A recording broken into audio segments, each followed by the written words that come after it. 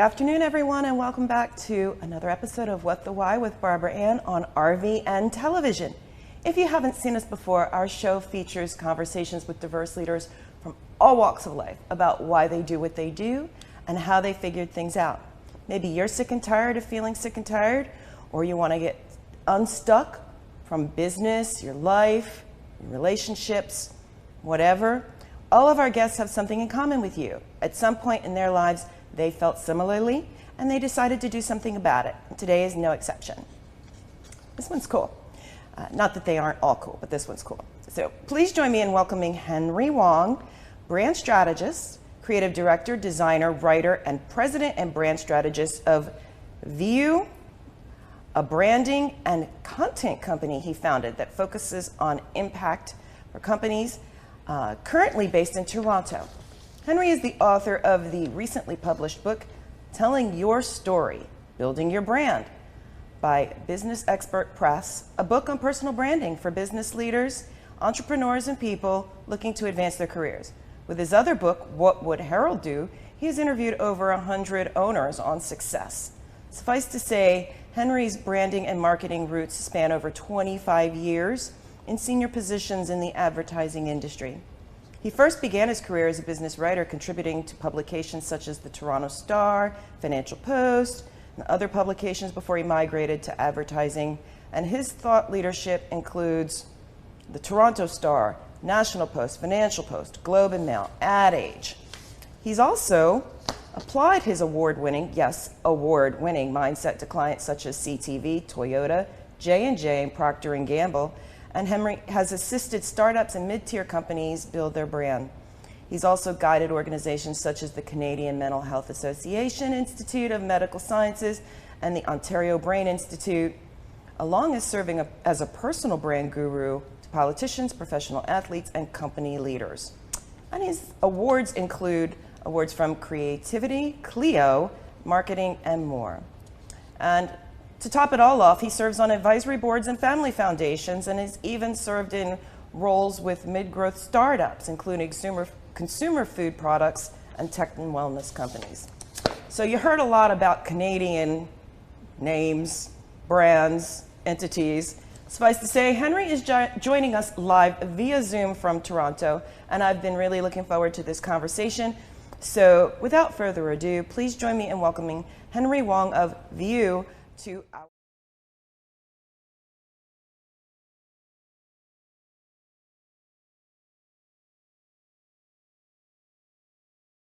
Exactly. Okay, awesome. You're probably one in a million who've gotten it right, so thank you. You're welcome. So now, after reading all of that, the first question we always like to ask our guests is, we don't imagine that little Henry thought he was going to be doing all of these amazing things when he was growing up. So what did you want to be when you were little? I wanted to be everything and all things, and I think it was prompted by my father, who pushed me to anything entrepreneurial. So if I wanted to be an architect, he thought, oh, we could get an office space for you. If I wanted to be a photographer, oh, we could set up the house for a studio. So it was that sort of encouragement that I had from the very beginning that I think shaped a lot of my sensitivity and empathy towards business owners. Wow. So you were very entrepreneurial as a child. How did you get from where you were then to being the brand guru and strategist that you are now? Well, that's quite interesting, because as with many parents, they tend to steer you towards the more hardcore types of subjects like math, sciences, and I did quite well in it. But the one thing I couldn't do well in was English, partly because it was my second language at the time. And I remember one English class cheating on a poetry test, and the teacher found me out and sat me down and said, you're actually able to write, and if you spent some time, you could really grow that ability. So she gave me a second chance, and I was able to put pen to paper, and I really found a love of being creative. So as I went on into my career, I found that I could actually make money coming up with ideas. So all those years of watching television, all those years of looking at ads suddenly became the impetus for me to enter the advertising world. So within that, it really is a type of environment environment that allows you to succeed if you can do well and you work hard. And fortunately, I seem to have the right ability to come up with campaigns. And from there, I just began learning, and I began focusing on different companies and different types of brands. I had the privilege of guiding Toyota. I had the privilege of guiding P&G and J&J, and that became a lot of the discipline that I now apply to the businesses that I help with my own company. Wow. Now, brand strategist can mean so many things. What is it that you specifically do with, because you work with a lot of different types of companies. Even, as I mentioned, some of the nonprofit work that you do on a pro bono basis. So how do you assist these companies with their branding? Quite often, many of these brands or companies are looking for their place in the marketplace. They're trying to find their position in amongst the competition. So whether you're not-for-profit, whether you're selling cars or aspirin, you're really looking to stand out, be different, be more better than most of the companies out there. So that positioning is very fundamental to determining how you can sit in amongst everybody else. So through the years, I began working on a methodology, and I seemed to determine that it could also apply to people as well as it does to brands. So first and foremost, figuring out what you stand for and how you fit in the marketplace. From there, you can grow and build your story. So there's an entire methodology and process that I outline in my book that can help both companies and people with a guide to getting to the essence of what their story is. Because ultimately, I thought many years ago that the story, the idea, was often the conduit to getting people to pay attention. And I found that at a very young age, when I worked at my parents' restaurant, to exacting campaigns for big brands. Oh, wow. It's interesting that you discovered that path. What was it about helping businesses and companies identify their brand that appealed so much to, because you're truly passionate, you can feel it, you can see it. What was it about that called you? I think it was, if I were to share my sort of background secrets, I entered the business from a creative point of view, but I also realized that I had to rationalize ideas. I couldn't simply come to a meeting and go, oh, here's a great idea, and hope they would like it. You really do need a very logical, linear, strategic approach to getting to that idea. So by being able to deconstruct it and analyze it and then present it back, I found a huge amount of success in my own career. But more importantly, I think for many of the brands and the companies hiring me, they could see there was a logical path to that. So I think for me, intellectually, it allows me to apply both my left and right brain together in one sort of solution. And that's what I really love about it, being able to solve problems for people, being able to find that intellectual solution to what might ail them in the marketplace. Now, there's many ways to do that, but you had the courage to take that entrepreneurial leap. So where did you find the courage to pursue that, as well as then help others figure out how to do it for themselves? That's very kind of you to say courage, but I would say it's a little bit more the fact that, and I think many entrepreneurs find this true themselves, they really don't enjoy working for other people. They enjoy being able to lead a company, lead with their own ideas, taking a little bit of a risk that perhaps a larger organization wouldn't be able to do. So for that, I think it was in many ways an easy way to begin to follow that path. I could control my destiny, and I've always believed that you in the end can control the outcome with the right tools, the right thinking, the right team behind you. Yeah, and you're right. But on the coaching side of it, I get to see the ones that are so afraid of change that the fear of staying the same just hasn't gotten bad enough for them to move forward. And you've worked with so many different entities that have really been willing to move forward. What would you say are a couple of the things that most contributed to how you got to where you are now? I think it's just purely lack of sleep. That's honest. In Yep. my, what little success I've had in my career was simply because I seem to work harder than everybody else, but it wasn't because I was necessarily smarter, but I just seem to work harder. So by staying up later, by compromising my sleep, I could put in those extra hours. And I think time and time again, as, particularly within the ad agency world where it was super competitive, you would often be competing with your own peers for the best idea. And I found that if I could generate more ideas, I had more options to choose from. And so that's the same principles I apply as I started my business. As I began working a little bit harder, I found that more people were attracted to my company as a result, looking for the solution. As I got better and perhaps smarter as I got older, I just began working a little bit more intelligently. And I think there's a few things that many of your viewers can certainly identify with in terms of just working smarter, not necessarily harder. And when you're young, you know nothing better than to simply work harder, but finding some of the shortcuts as you get older and more experienced, and this is where it comes from, allows you to work a little bit more smartly. And it's interesting that you mentioned that because you're a very fit person and you seem to have found a level of a work-life balance. Yes, for those of us who are in this entrepreneurial landscape, it is different. But you make time for yourself. How did you make that leap from the younger person who just work, to the person you are now that has figured out what work smarter actually means? I think it's defining a certain amount of time, and I tend to think in terms of time blocks. So if there's an hour spent on working out a strategy, the next hour working on the creative aspect of it, maybe 1 hour on admin, my life is carved into 1 hour increments. So allowing myself an hour to fit in, let's say, a workout, a bike ride, heading to the calisthenic park, any of that is fundamental. And I think for many of the entrepreneurs listening, those who have embarked on the fitness side of it, it is really a key ingredient to keeping you functioning. I don't think I could ever work as many hours as I did if I didn't stay healthy and fit enough. The opposite would be true. You would just simply collapse. So I think that outlet is fundamental to success for everybody. Yeah, so true. I've actually implemented a routine where I'm now running my dogs every morning.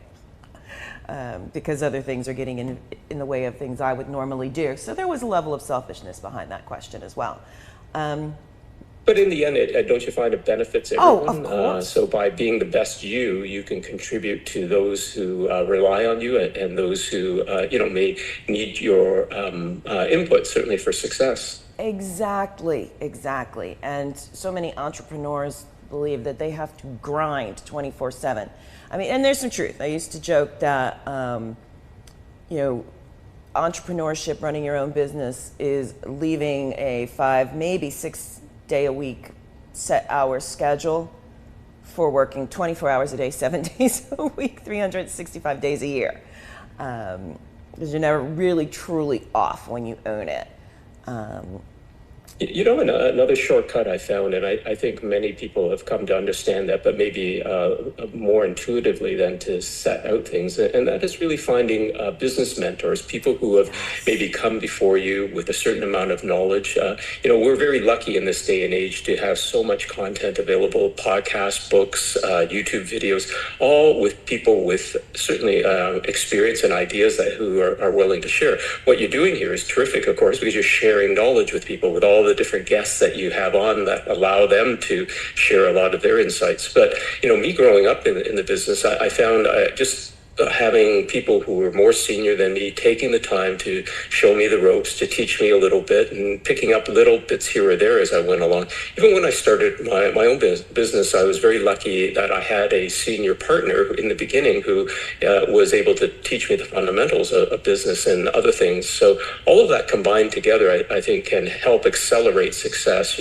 I think people wiser than me have said, learn from the mistakes of others. You can't possibly make enough in your own lifetime to succeed. Yeah, and it's interesting that you raised the mentorship, because I know in my case, and I suspect yours and many of our viewers, part of what we're finding is that people are really looking to more and more mentors who look like them. Representation matters, so to speak.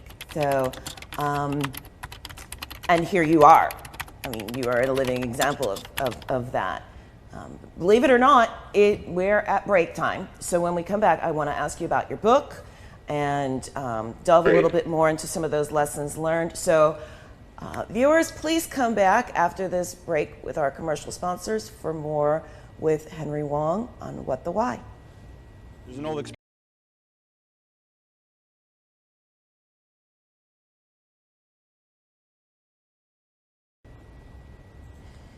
Welcome back to What the Why with Barbara Ann, and today's very special guest joining me all the way from Canada, Henry Wong, branch strategist of View.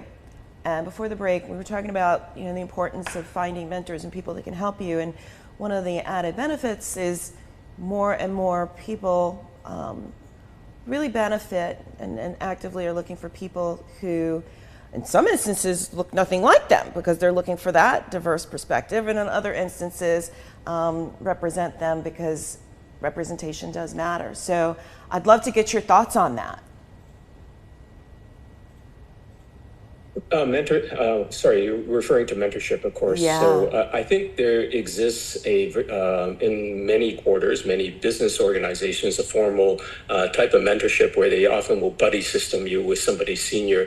I think for many entrepreneurs who go off on their own, they don't really have that catch net. They don't have that system. What I have always encouraged people is to go out and seek those people. And it's amazing the number of people at senior levels who will make the time for you. They've gone through a lot themselves. They have a lot of insights. They've learned much that they can often share. And it's often a compliment. So I learned from other mentors that they had ones before them. And it was very easy for them to set up because in a way you are appealing to someone's, I guess, for lack of a better word, own ego when you reach out to them and say, I'd love to get your thoughts on this. Could you give me 5, 10 minutes, 15 minutes for a coffee? I'd love to hear your perspective on this. And it could be a total stranger. It could be someone you just met recently. It could be someone you met many years ago. But being able to draw from this level of experience, I find so invaluable and much more than simply picking up a book. Mm-hmm. Even though I'm an author of one. Yeah, which is interesting because that was the next thing I was going to ask you. So I'm like, let's segue into your book. So your recently published book, telling your story, building your brand. Tell us about that. It really began as a COVID project. So a couple of years ago, as you recall, many cities were locked down. I seemed to have a little bit more time on the weekends to begin to put thoughts together. I was finding many people approaching me on the personal brand side. And unfortunately, because of the structure in which I exist, not everybody can afford the fees of an agency such as mine. So I began documenting and being able to articulate the process and methodology that I often use to put together. So that began to form quite easily the many chapters in the book. I was secondly fortunate again to be able to get a publisher who was very interested in it. The next thing I knew, I was completing a book, and here we are. So what it really represents is, in spite of my boyish looks, I have well over 25 years in the trenches of working in the business. So it represents a lot of the thinking over the years, set out in a step-by-step approach to exacting what your brand is and how to tell the story, from everything from pitching people to social media to even just chatting at a network session. Mm-hmm. Which is really great advice. What would you say was your biggest learning experience over the course of your career? I think many people try to create a brand, whether it's for a product or service or themselves, and quite often they're not true to who they are. And I learned a very fundamental phrase that I often keep at the back of my mind, and that is, to thine own self be true, which is quoting Shakespeare, of course. But what that means is that no matter what you manifest, whatever image you create, you really have to be true to yourself, because I think happiness really comes from being able to bring that out in the best form possible, as opposed to being something for someone else. Okay, interesting. What's something you wish you had known before you started on this journey? That it would probably take longer than I thought. So I again, what I said about mentorship is so true. I wish I had been less self-reliant and a little bit more open to maybe opening myself to other people's ideas. They could have given me lots of shortcuts along the way. I think when you're young and you're learning and you're growing, you kind of think as, captain of your own enterprise that you can control the outcome, but so much of it can be really learned from other people. So what I wish I had learned earlier and what I would advise people is just take on those people who could help you get there faster. Mm-hmm. And it's interesting, it's almost like with each question you're answering the one I would ask you next, because it's my intuition, but thank you. It is, that's got to be it. Because yes, there's a lot of people who think that they can go out and start a business. I see it all the time in what I do, and I'm sure you see the same. And so what would you recommend to people who are considering whether it's going into your industry in particular or even going into entrepreneurship? Well, I think certainly entrepreneurship is, it's super satisfying for those who have gone that route. But many people simply want to start a business, and they go about it and may, take on an existing business. It's the way they end up exacting a certain amount of revenue and so forth. Sometimes something is missing along the route, and so quite often the companies I work with, the people I work with, I often go through an exercise of helping them determine what their purpose is. And quite often that is really fundamental to success, because it's what drives you. If you have a reason for starting the company, and it can't just be about the money part of it, but what problem can you solve in the world? Well, how can I make someone else's life better? What is the passion that is driving me to do this? That informs a certain amount of purpose. And if you can wrap that around a entity in which the business can satisfy, I think that to me is the fundamental first step in gaining that success, because that's what keeps you motivated when things aren't going well. That's what keeps you motivated as things get a little bit darker and challenging. So by staying true to what your mission is and what your purpose is, and this maybe comes back to, the theme of a lot of your content, Margaret, and the idea of what the why, because the why is often the purpose. Mm-hmm. It's interesting because you pretty much just described my brand, because my company is literally purpose-filled solutions and evolutions, and what the why is the offshoot of that. So it's so important, isn't it? It is, because if I had $1 for every business owner who said, well, I want to make a lot of money, I'm like, but what do you really want to do? What are you passionate about?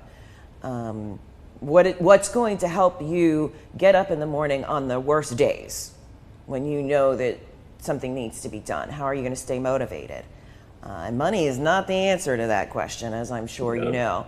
But in addition to telling your story, building your brand, you also had another book, What Would Harold Do? So tell us a little bit about that, because it's an interesting title. It is, so the book is now out of print, unfortunately, but I will give you a little bit of background, because I think our viewers would enjoy this. It's actually based on a friend of mine who is named Harold. He runs a business, but he's always done the right thing ethically, and it was my inspiration to seek out other people like this. So the book itself was a collection of interviews of different business owners about starting up, about financing, working with family, how to create a succession plan. It was just their little tidbits of that. And for me, that was wonderful education and learning about how other businesses run. So through the years, even though I've had the opportunity to work on multiple types of business sectors, there's something quite engaging and wonderful about talking to people and their own personal journey and how to get there. And I have no doubt this is what drives your show as well, Margaret, that you love talking to people and hearing their story and seeing how they put it all together. So for me, it was very much the same thing. It was a labor of love, but at the same time, it was just a wonderful way to meet so many different entrepreneurs. Yeah, no, What the Why with Barbara Ann, absolutely, positively. Almost never happened because I was like, I've never been on this side of the mic, but it made sense. And interestingly, you may find yourself in a book someday because I've got all of these shows. I guess as we start to wind down, this sometimes can be a really tricky question, but if you were the one doing the interview, what question would you have asked that I did not? I think everybody has an origin story, and Barbara Ann, I'd love to hear yours because you have a certain inspiration and quality to the way you present things, and I'd love to hear, perhaps another time how you got to this point. But for me myself, I guess what is my origin story? And unbeknownst to a lot of people, I actually grew up in the back of a Chinese restaurant, and it was only through that some of that adversity that I faced of new language, of being forced to work at a very young age, that I became the person that I am, that I learned many things along the route to what bit of success I had. But a lot of it also helped me formed a lot of my storytelling and my pitching, because as I grew older, my parents forced me to the front of the house, and I began interacting with customers. And again, that was a wonderful education, and learning about human nature and learning about people and being able to engage with them at the same time. Yeah, which is so wonderful that you had that experience. I know there's some people out there to be like, he did what? But you know what? Some of the most successful people are those young people who started out doing the hard work. My son included. Shout out to my son. So I guess my final question for you would be,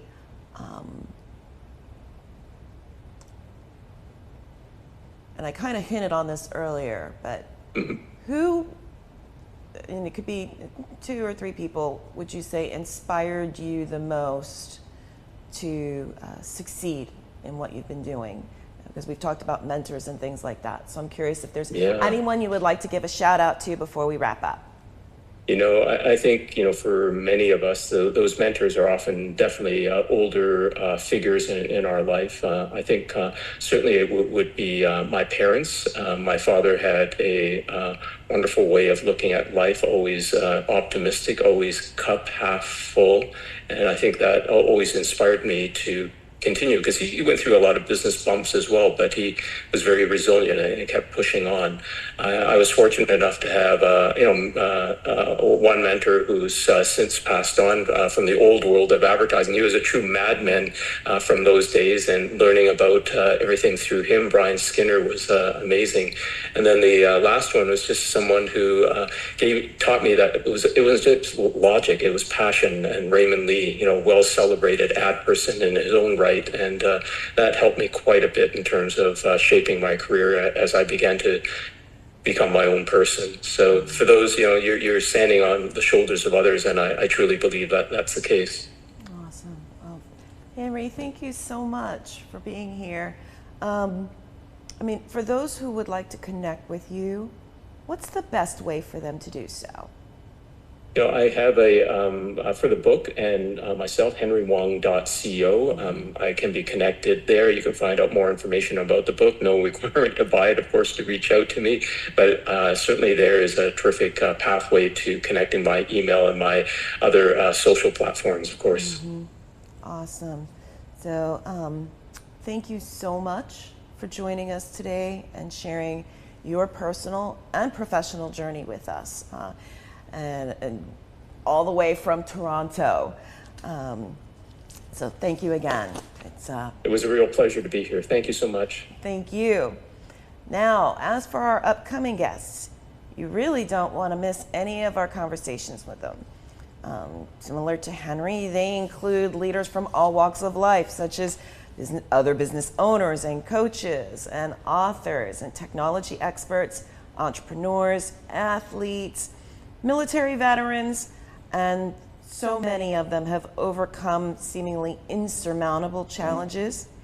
Please tune in and learn and be inspired by how they did what they did and how you can do it too. And if you missed any of our past guests and you want to check them out, you can catch all of seasons 1, seasons 2, and now seasons 3 to date on the What the Why page of RVN Television's website. These days, you have so many viewing choices So thank you very much for taking time to watch our show, and please tell a friend or colleague about us. And as a reminder, you can find us not just on rvntelevision.com, but also on Roku. Just look for the What the Why page. And also, whether you're looking to make changes in your life or your career, or your company, no matter how big or small, please tune in again for more informational, enjoyable conversations with guests such as Henry, who overcame whatever may have been in their paths to figure out what their why and their purpose in life was and to live it.